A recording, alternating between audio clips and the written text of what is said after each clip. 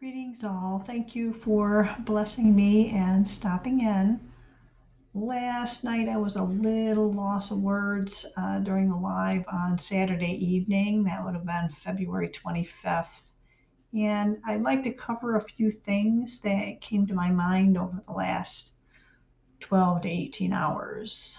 Um, I think the biggest thing was because I was a little on the quiet side more than my chatty self. I think it was kind of like maybe we should be watching our words, really watching our thoughts. Interesting that we say watch something we're not able to actually physically see, right? Mentally, we see, like Aage mentioned on the live Omar's Watchers Talk spiritual science workshop, that humans can see and read without their physical eyes. And he gave a really good example, too. So I really started to ponder that concept. Uh, I read many years ago that thoughts have a physicality to them, both biological and energetic properties, and that they take up space. I mean, we can look at the multidimensional, if I can use that term for lack of a better or more perceivable description, that means or ways that we have of measuring those biologic and energetic fields. Maybe like because of technology, the things like magnetic resonance imaging, MRIs, use biological and um, they use electromagnetic pulses that give feedback into a computer that that shows slices of a 2D image plane. Um, another one would be CTs or CATs. So the CT is computed tomography, and of the tomography, it basically means a cut section, and the graphy is a plotted image or drawing. And the CAT scans is a computed axial tomography. And they both are a type of X-ray that sometimes use, in addition to the X-ray themselves, they use a radioactive dyes that can help enhance and contrast the tissue's image. So it basically it takes the 2D image and can put them into layers and construct a 3D image. And then, of course, ultrasounds or sonography. So SONO for sound, right? Ultrasounds use like a ceramic crystal type material. I think it's piezoelectrics. Sonographs bounce the sound off of tissues to create a 2D image, and the ultrasounds use frequencies that are beyond the human hearing, which is, I think, is anything over 20 kilohertz. But ultrasounds are usually on the surface of the skin, and they produce images of an interior structure with the sound bouncing back.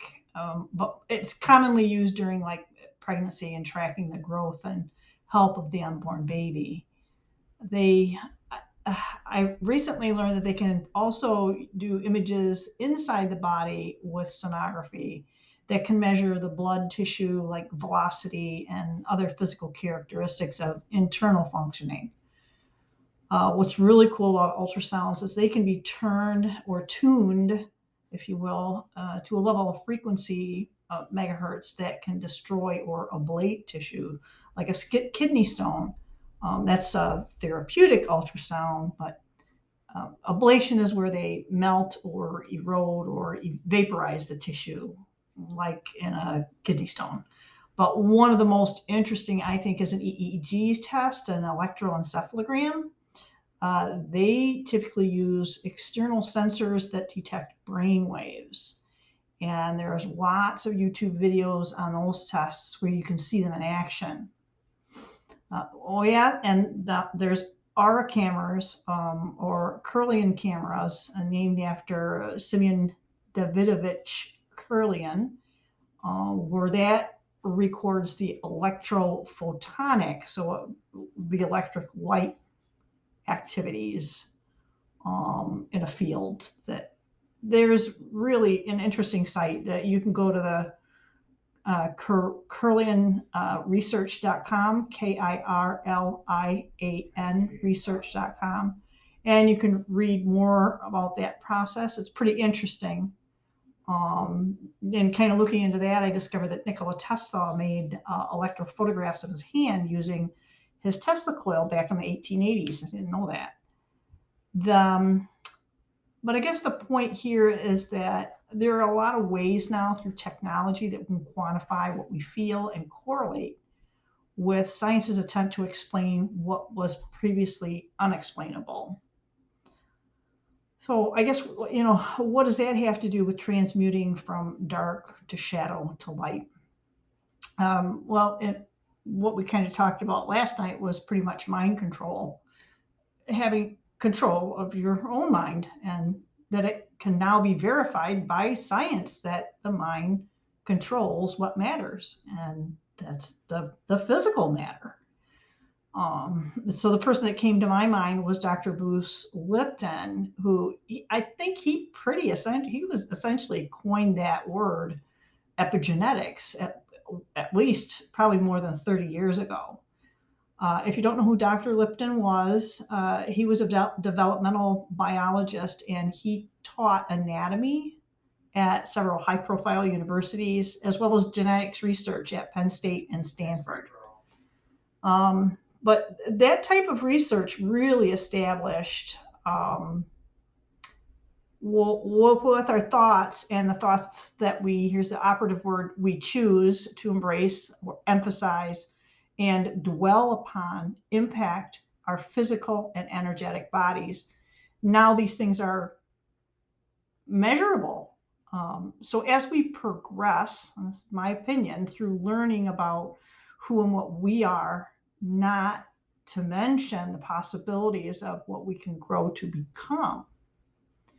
So we can take the denser energies or dark shadow and lift, spread, transmute, change those energies into light, real, physical, visible crystalline light without hallucinogenics.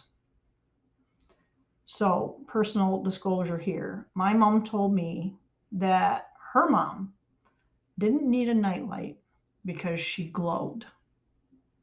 Wowzers. Knowing what I know now, wow, Graham, I didn't have much contact with her, and she passed when I was about 10 years old. So the only fixed memory I have of her is that she was very pale skinned, and that it also felt like she was, I guess for lack of a better way to put it, felt like she was powerful in, her little 4'10" frame. But moving on, don't get triggered by the next phrase, but I'm thinking it means when we become more adept at the transmutation process in turning that dark to shadow to light, that we are, here's the word, becoming enlightened. And that's the knowledge part. And I know that there are some groups that are considered as the enlightened ones. That's obviously not us. So the knowledge can be good and bad, so that we have that knowledge that it heals the heart, mind, and body. If we don't share it with our fellows, that knowledge only goes so far. So don't put your lit lantern under a bowl. It's what a kind of a famous guy said, right? Don't put your lantern under a bowl. Don't hide your light.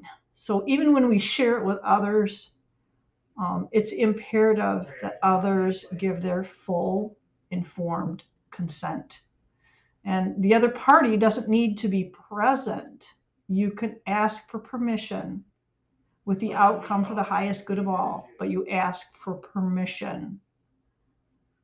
So the other piece and partner to knowledge is wisdom, and that we need the skill and active intuition to offer knowledge and aid to another for the highest possible good for all. So we've established that what we think, mind electro, and feel, heart magnetic, has physicality. Again, here's my opinion. We humans tend to fractionalize things, I believe. We kind of spiral deeper into a microcosm of whatever subject we deem worthy of delving into on a deeper level. So humans, me included, thank you very much, are inherently lazy.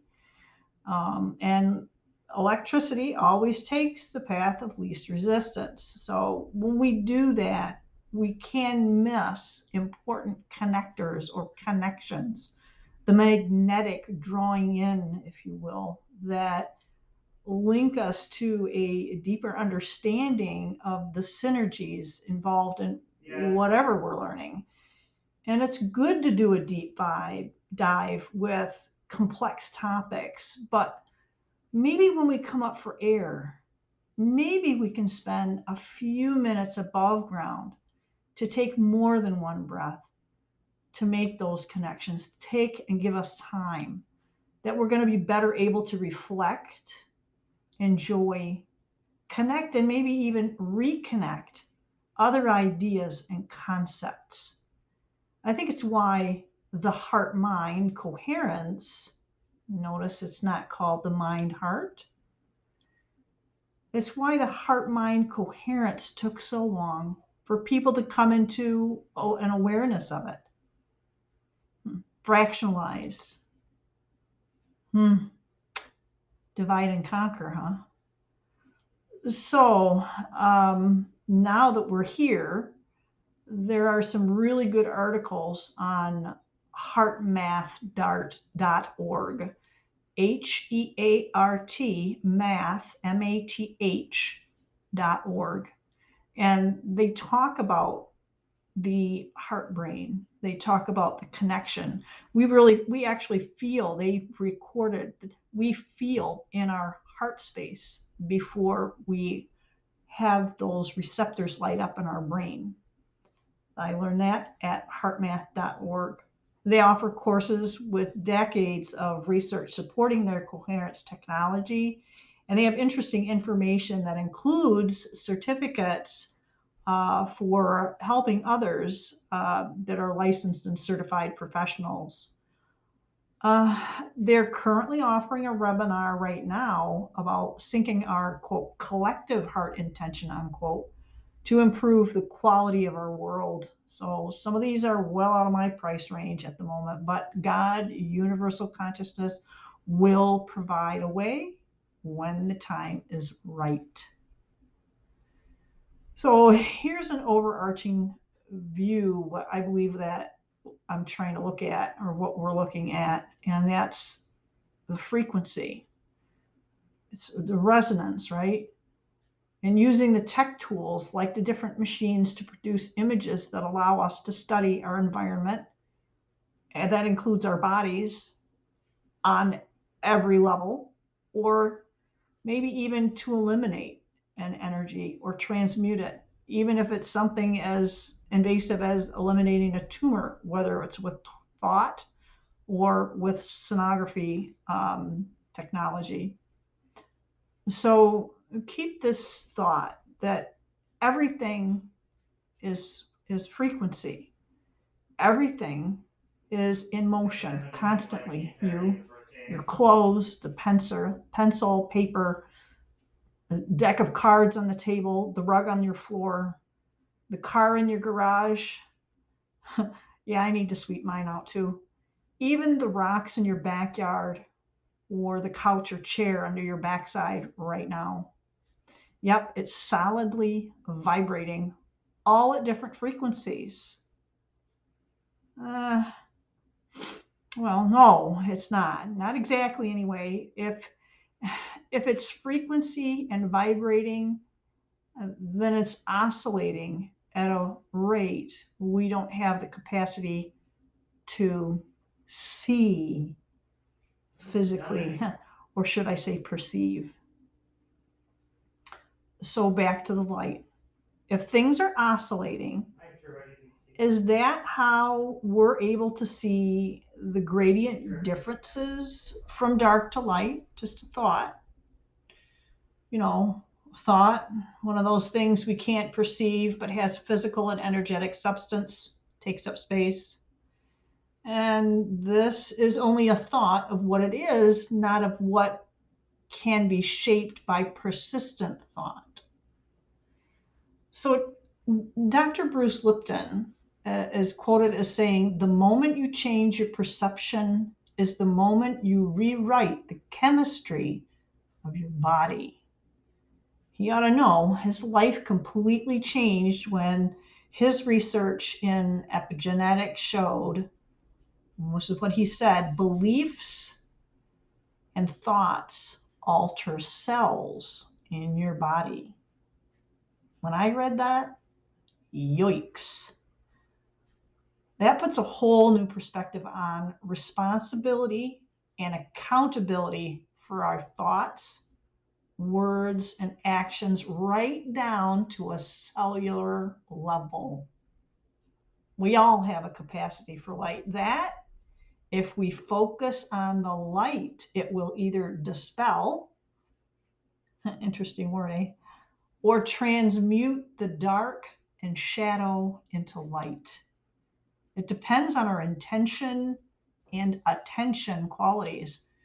I think this is a lot of this stuff is things that have been in my head that were really brought into kind of a semblance after reading Auge's book.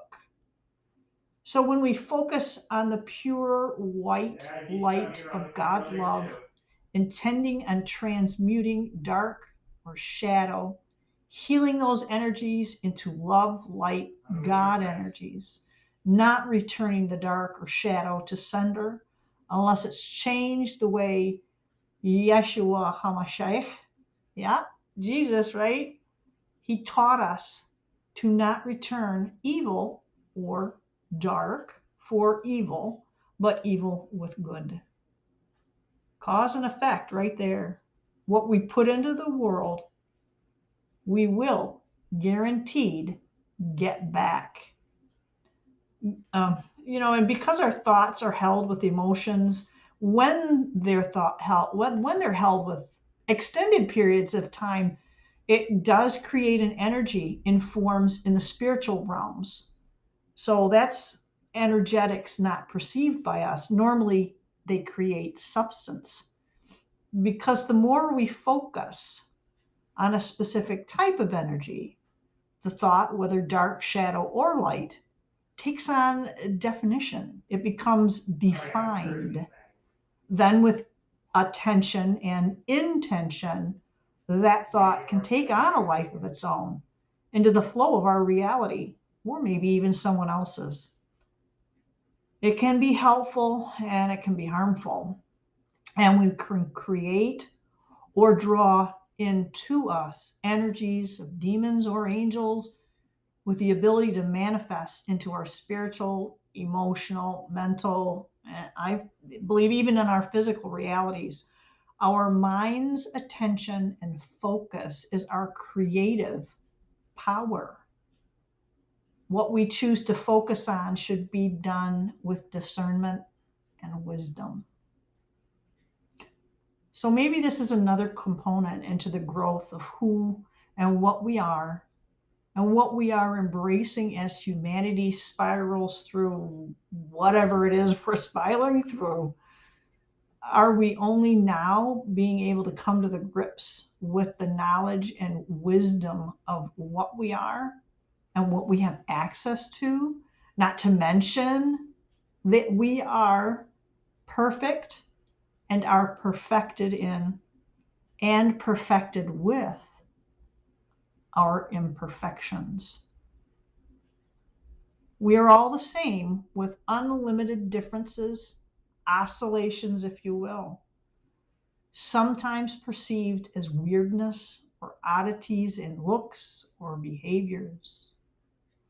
So I say this: embrace your weirdness, which means Embrace my weirdness. It's okay. We don't have to share that part of us that might cause too much negative effect. That is, unless it is the perfect time and place. I'm sure most of us will do our best to lift ourselves, and in so doing, we lift others up. Blessings to one and all. I love you. Auric. Signing off. Bye.